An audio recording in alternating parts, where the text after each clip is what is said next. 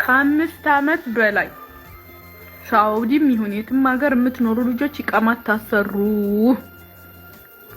አማርኛ ከ5 ዓመት በላይ ከዛም በላይ የኖራችሁ ውጭ ሀገር ኢቃማ የሚባለውን ነገር አታሰሩ። መቼም አይፋታችሁም ሀገሩ መቼም ሀገሩ ማለት ነው። መቼም ኢቃማ አሰራችሁ ማለት ሀገሪቱን ጭራሽ አለቋትም። አንዲ 15000 እንደምንም ብላችሁ ግማሽ እንጀራ አበሉም እዚህ መጥታችሁ አይገርምሽም? ግማሽ እንጀራ ትበቃኛለች የማል ጨርሳት አበሉም። ሲጀመር ምግብ እነሱ በጣም ነው የሚበሉት፣ በደንብ ነው የሚበሉት። በቃ የምርን ጨጓራችሁ ታማሚ ነው። እንደፈለጋችሁ የፈለጋችሁትን አግኝታችሁ አበሉም።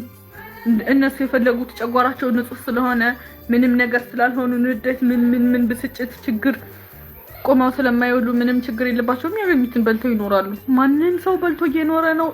ዝም ብላችሁ ነግራችሁ ስሙ። እናንተ ግን ጨጓራችሁ ታማሚ፣ ወገባችሁ ታማሚ፣ እግራችሁ ታማሚ፣ ምናችሁ ታማሚ ምን እንደስንቱን እንግለጽላችሁ። ሁሉ ነገሩ ሁሉ በሽተኛ ስለሆነ መታችሁ አትቀመጡ። የነሱ ብስጭት ደግሞ የወንድም የእህት ብስጭት ደግሞ እናንተ ላይ ወይ የባለሽ ብስጭት ባለሽ ማያስቀምጥሽም። ያን ተጨማምሮ ተመልሼ ልህር ነው የምትይው። የምሬን እምላችሁ።